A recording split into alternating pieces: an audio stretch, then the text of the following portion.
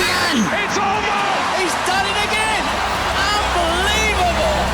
Oh, straight into the roof of the net. Nice one. Straight down the middle. So a good performance from both teams here today. Hi, you're watching Firstpost. I'm Rupha Ramani. Let's get the show started.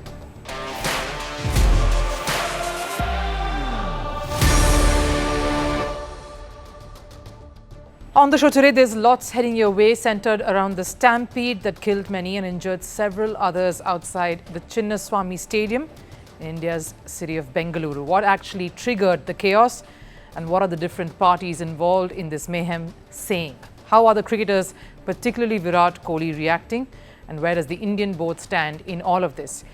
We also asked the most important question: should victory parades be reconsidered? What are the measures that need to be in place for the same, and who is to blame for what transpired and turned out to be a disastrous turn of event? Is it the team itself that did not administer caution, or the authorities who knew better? And shifting focus to the world, India's chess champion D. Gukesh was trolled online after he beat world number 1 Magnus Carlsen in the Norway Open. He was racially abused by Carlsen's fans. Will this affect Gukesh, and what does this say about chess fans? More on the show, but first a look at the headlines on Sports 360. Bengaluru IPL franchise has announced a compensation for the families of the victims who died at the Stampede. Each of the families affected would get around $11,000, 10 lakhs that is. During the Stampede, at least 11 people passed away who gathered to celebrate the team's first title win. Starting with cricket, England have announced their 14-man squad for the first test against India. The two sides will play a 5-match test series starting 20th. The team will be led by Ben Stokes. Jamie Overton has received a call-up. The pacer played his only test match in June 2022 against New Zealand. Fast bowlers Mark Wood and Jofra Archer are the notable names missing from the list. In tennis, former world number 1 Novak Djokovic has entered the semi-finals of the French Open. The Serb bounced back after the first set loss to Alexander Zverev to win the quarterfinal 4-6, 6-3, 6-2, 6-4. He now faces world number 1 Yannick Sinner. Djokovic and Sinner have faced each other on 8 occasions, both winning 4 matches each.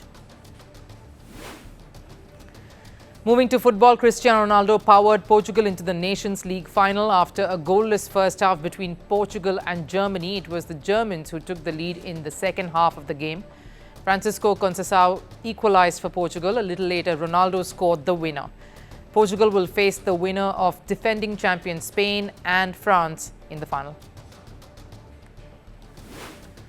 In updates from the Club World Cup, sports governing body FIFA has slashed prices for the opening match between Inter Miami and Al Ahly. Initially, the cheapest ticket was priced at $349 back in December. This has now come down to just $55. Reportedly, less than 20,000 tickets have been sold so far. The Hard Rock Stadium, which will host the opener, has a capacity of over 65,000. And in news from Indian football, India lost their friendly against Thailand 2-0. This before their all-important Asian Cup qualifier against Hong Kong later this month. Under manager Manolo Marquez, India have only won 1 game out of their last 7. India has placed third in Group C of the Asian qualifiers with 1 point. Less than 24 hours after Bengaluru lifted their maiden IPL trophy, what should have been a night of pure joy turned into one of tragedy. From euphoria to chaos, from celebration to catastrophe, the mood in the city flipped dramatically. The historic evening, meant to honor years of heartbreak and loyalty, was marred by mayhem and death. As soon as RCB lifted that long-awaited IPL title, emotions ran high across the country. Even non-Bengaluru fans were thrilled. After all, Virat Kohli had finally completed cricket. And so the one franchise that had been part of his journey for 18 years wanted to mark the moment with something truly special. Bengaluru, along with the Karnataka State Cricket Association, quickly planned a victory parade. But due to the city's infamous traffic snarls, it was called off. Instead, they organized a felicitation ceremony at the iconic Chinnaswamy Stadium.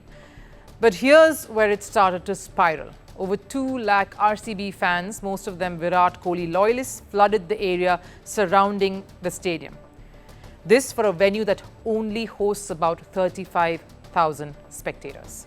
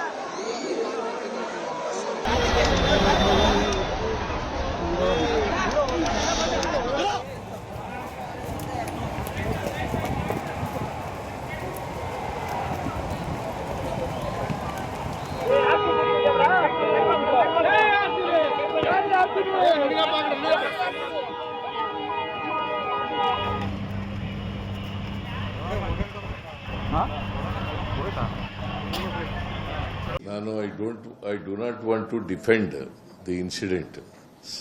See, the outcome of the magisterial report. I will give 15 days time. They have broken the gates also. So stampede has taken place. Nobody has expected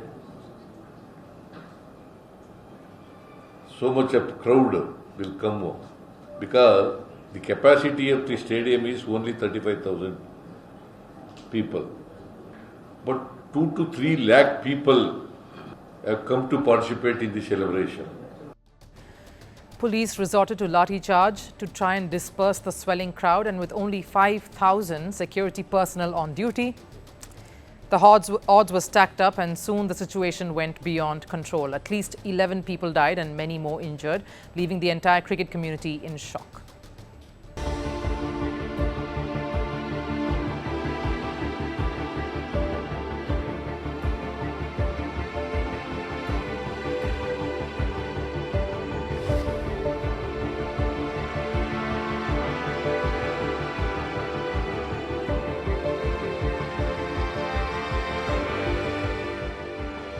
Of course, many within the RCB franchise also, many of those cricketers also coming out and reacting, clearly were heartbroken. So what really caused the stampede? Reports suggest that a rumour spread outside the stadium that free entry tickets were being given at gate number 7. Thousands rushed to the gate in panic, desperate to enter. Within minutes, the entrance turned into an epicenter of chaos. Fans trampled each other in a mad scramble. And this is where things really went south and where most of the casualties were reported. More pandemonium erupted when the team bus arrived, and many tried to enter the gates alongside that. According to IPL chairman Arun Dhumal, the Indian board was not going to be held accountable for the disaster that struck the city. It's sad and tragic. The celebrations turned into a tragedy. Our heartfelt condolences go to the families. But for BCCI, the IPL concluded last night. We had no knowledge of such an event. How can we be held responsible? So that puts the spotlight on the franchise and the state authorities.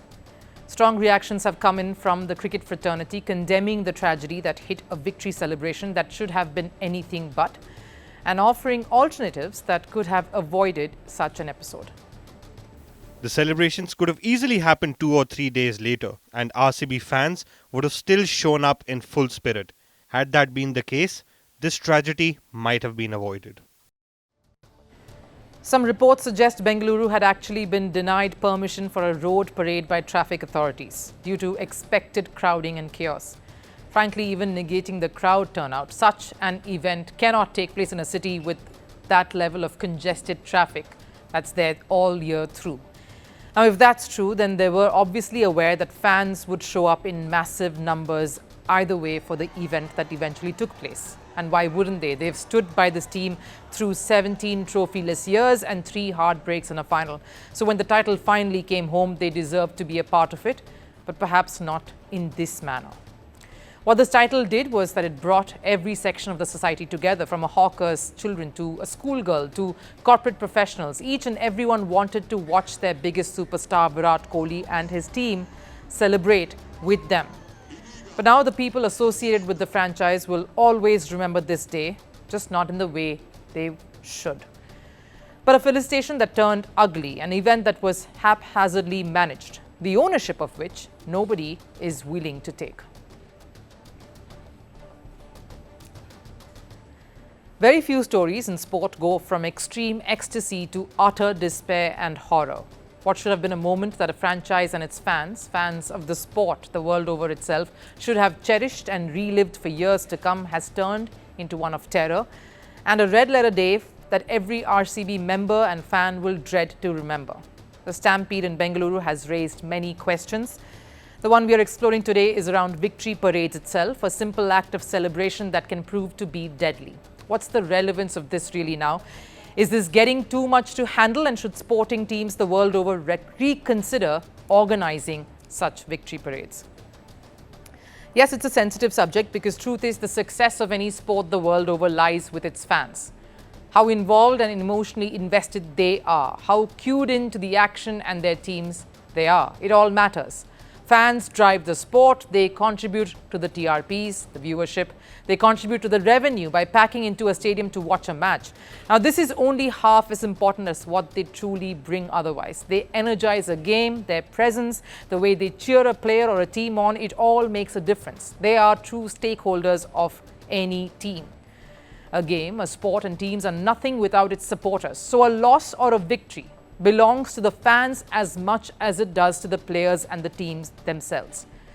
The concept of victory parades or celebration marches originates to ancient Rome, when a victory parade was conducted after a successful campaign to celebrate a leader and his army who triumphed in war.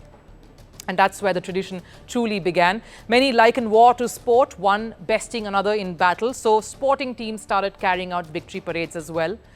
No matter the sport, in India, the first semblance of that took place in 1946 in the month of March to celebrate the defeat of the Axis powers in the Second World War. It was a week-long affair, and they encouraged the public to come out and support, pay tribute to the defense services who'd fought the war.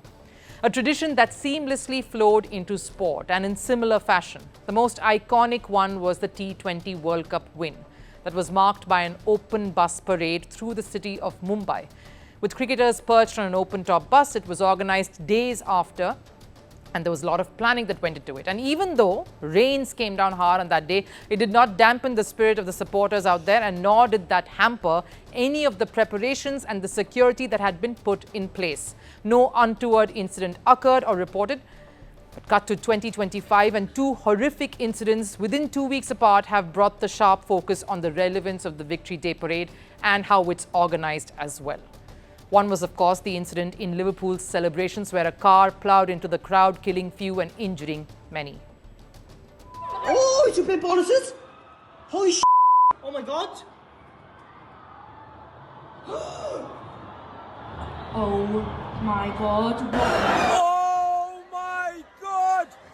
What the Oh! No! What the? Oh my god, Allah! Oh my god!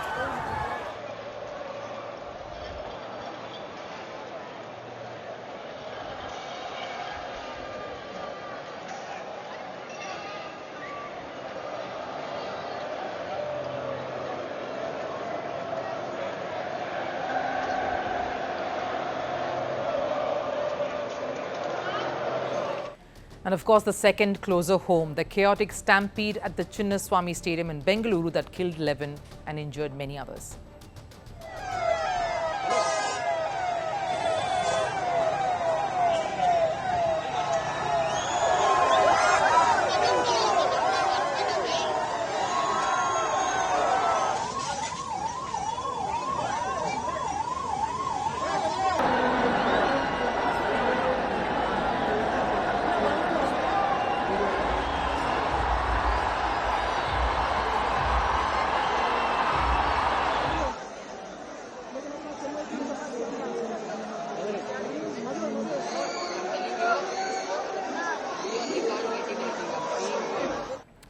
Now, I understand the need to pay an ode to the fans, especially in this victory that has been a long time coming, and with almost every member of that franchise dedicating it to the fans, to their loyalty and their support. But could it have been done differently?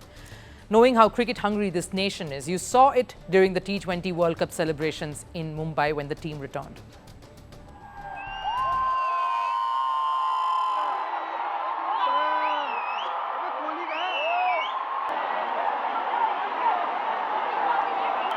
Now,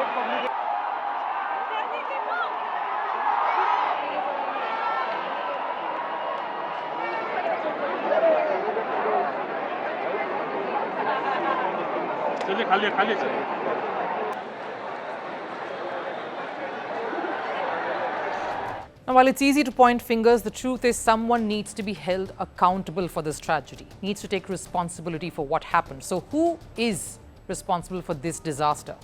Is it the franchise? They hurriedly decided to hold a parade that was cancelled to make it an event at the stadium. Could they have waited for some days, even though it would not have had the entire squad, because players were set to leave and go back homes? Did they rush in? Is it the authorities? They went ahead to hold another event, one at Vidhan Saudha, making it more of a logistical nightmare. Is it the security detailing? We know how manic things would get once the team arrived, so could the barricades have been put in place further away from the gates? Could they have cordoned off the area better? Many wondering if one should blame the crowd. Now, India is a heavily and densely populated country. Crowd management, while an ominous task, becomes a prerogative of the authorities. While there is truth to making crowds aware of the perils of getting too excited and causing a frenzy, and to behave with better awareness in such situations, how can one really find a solve for herd mentality? It's an impossible debate to pursue. Shouldn't authorities be tasked with methods and ways to avoid something like this? Did they miss a trick or two in getting things organized better? And will this mean no more victory parades in the years to come? Questions that continue to linger. World Chess Champion D. Gukesh Dommaraju made history when he defeated world number 1 Magnus Carlsen at the Norway Open. At just 19, Gukesh notched his first win over the biggest name in the sport, and the sporting world celebrated the rise of a young talent. But sadly, that victory opened up a can of worms, leading to an ugly backlash. Many, instead of heaping praise, chose to target Gukesh with racist and xenophobic remarks, attacking his Indian nationality with hateful, derogatory comments.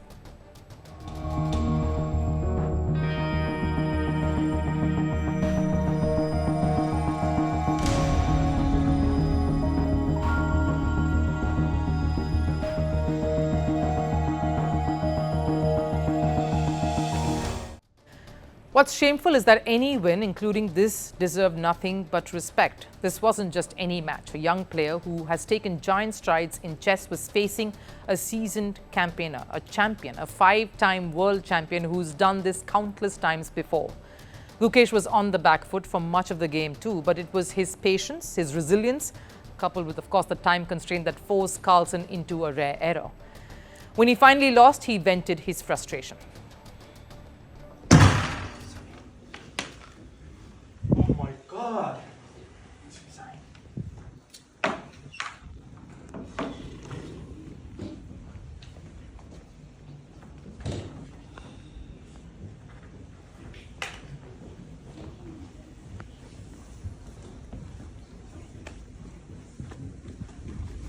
Magnus Carlsen couldn't hide his disappointment at that point, but once some moments had passed, he did accept the loss.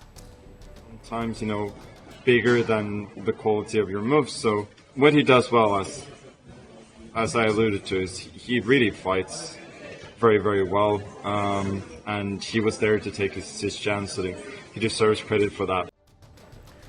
Now, while he does hand it to Gukesh for fighting hard and holding on, he also goes on to say that confidence is sometimes bigger than the quality of the moves, putting it down to the mental aptitude rather than strategic brilliance. Now, Carlsen has in the past viewed Gukesh rather critically. So this also comes as a little surprise. What's left many of us with a bad taste in our mouth is the backlash Gukesh is receiving. Despite this, now let's be clear, Gukesh's rise is no fluke. After 8 rounds, he sits 4th in the standings, just 1 point behind the leader Fabiano Caruana. With 2 rounds to go, he still has a shot at the top spot. Furthermore, this isn't just about one tournament. He won the candidates. The World Championship has led India to gold at the Olympiad that happened last year and continues to stay atop the rankings, all at just 19. Something many others have recognized, condemning the hate that Gukesh has got.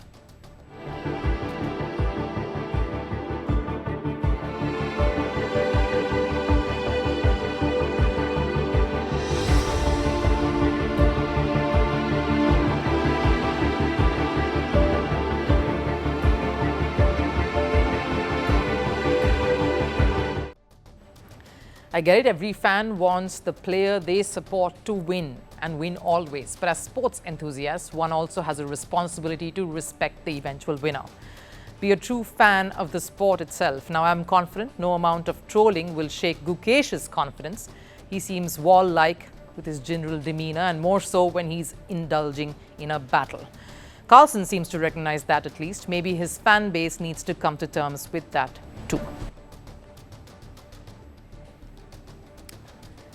Time for last serve. After a 7-month hiatus from the national squad, Argentina captain Lionel Messi returned to the team. The Inter Miami star practiced with his teammates before their World Cup qualifier clash against Chile.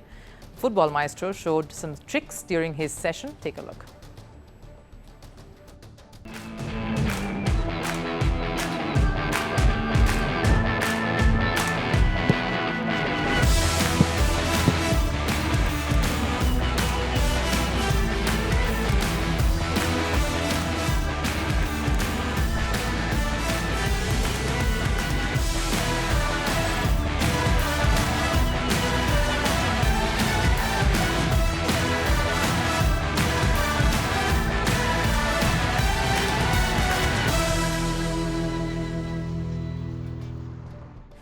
That wraps it up here on First Sports. I'll of course see you again tomorrow. Do take care.